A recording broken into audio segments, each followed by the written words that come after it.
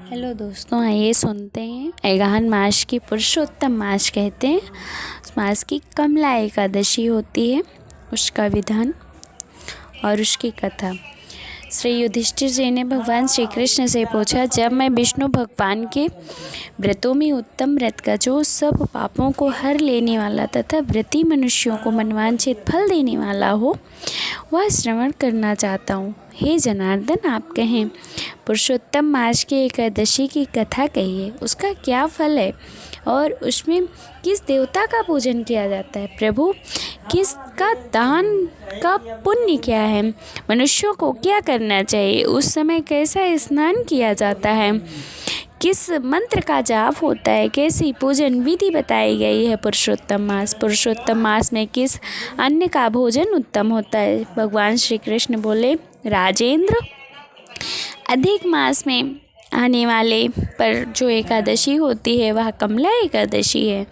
पुरुषोत्तम मास अगहन में होती है, कमला नाम से प्रसिद्ध है। वह तिथि में उत्तम तिथि है। उसके व्रत के प्रभाव से लक्ष्मी अनुकूल होती हैं। उस दिन ब्रह्मा मुहूर्त में उठकर भगवान पुरुषोत्तम का स्मरण करें और विधि पूर्वक स्नान करके व्रती पुरुष व्रत का नियम ग्रहण करे। घर पर जप करने का 1 गुना, नदी के तट पर 2 गुना, गौशाला में 1000 गुना, अग्निहोत्र गृह में 1100 गुना, शिव के क्षेत्रों तीर्थों में देवता के निकट तथा तुलसी के समीप लाख गुना, भगवान विष्णु के निकट अनंत गुना फल प्राप्त होता है। अवंतिपुरी में शिव शर्मा नाम के एक श्रेष्ठ ब्राह्मण रहते थे। उनके 5 पुत्र थे। इनमें जो सबसे छोटा था वह पापचारी हो गया, इसलिए पिता तथा स्वजनों ने उसे त्याग दिया। अपने बुरे कर्मों के कारण निर्वासित होकर वह बहुत दूर वन में चला गया। देवयोग से एक दिन वह तीर्थ स्नान प्रयाग में जा पहुँचे। भूख से दुर्बल शरीर और दीन मुख के लिए उसने त्रिवेणी में स्नान किया। फिर क्षुधा से पीड़ित होकर वह मुनियों के आश्रम खोजने लगे। इतने में उसे एक हरि मित्र मुनि का उत्तम आश्रम दिखाई दिया। पुरुषोत्तम मास में वह बहुत से मनुष्य एकत्रित हुए थे। आश्रम पर पापनाशक कथा कहने वाले ब्राह्मणों के मुख से अपने श्रद्धापूर्वक कमला एकादशी की महिमा सुनी, जो परम पुण्यमयी तथा भोग और मोक्ष प्रदान करने वाली है। जय शर्मा ने विधि पूर्वक कमला एकादशी कथा सुनकर उन सब के साथ मुनि के आश्रम में ही व्रत किया।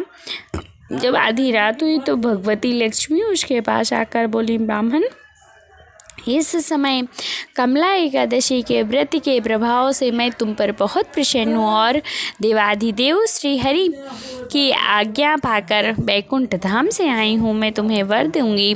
ब्राह्मण बोले, माता लक्ष्मी, यदि आप मुझ पर प्रसन्न हैं तो वह व्रत बताइए जिसकी कथा व्रता में क्षुधा ब्राह्मण सदा संलग्न रहते हैं। लक्ष्मी ने कहा, ब्राह्मण, एकादशी का व्रत महत्व श्रोताओं के सुनने योग्य सर्वोत्तम विषय है। यह पवित्र वस्तुओं में से सबसे उत्तम।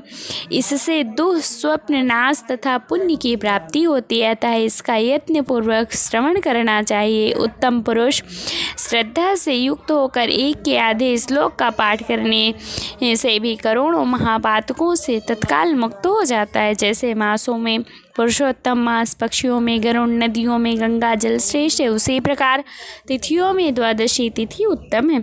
समस्त देवता आज भी एकादशी के व्रत के ही लोभ से भारतवर्ष में जन्म लेने की इच्छा रखते हैं। देवगण सदा ही रोग शोक से रहित भगवान नारायण का पूजन करते हैं। जो लोग मेरे प्रभु भगवान नारायण के नाम का सदा भक्तिपूर्वक जप करते हैं, उनकी ब्रह्मा आदि देवता सर्वदा पूजा करते हैं। जो लोग श्री हरि के नाम जप में संलग्न हैं, उनकी लीला कथाओं के कीर्तन में तत्पर है तथा निरंतर श्री हरि की पूजा में ही प्रवृत्त रहते हैं, वे मनुष्य कलयुग में कृतार्थ है। यदि दिन में एकादशी और द्वादशी हो तथा रात्रि बीतते त्रयोदशी आ जाए तो उस त्रयोदशी के पारायण में 100 यज्ञों का फल प्राप्त होता है। व्रत करने वाला पुरुष चक्र सुदर्शनधारी देवाधिदेव श्री विष्णु जी के समक्ष निम्नांकित मंत्र का उच्चारण करके भक्ति भाव से संतुष्ट चित्त होकर उपवास करे। वह मंत्र इस प्रकार: एकादश्याम निराहारा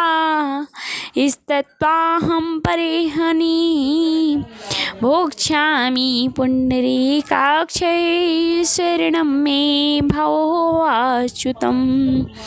हे कमल नयन भगवान अच्युतम, मैं एकादशी को निराहार रहकर दूसरे दिन भोजन करूँगा, आप मुझको शरण दें।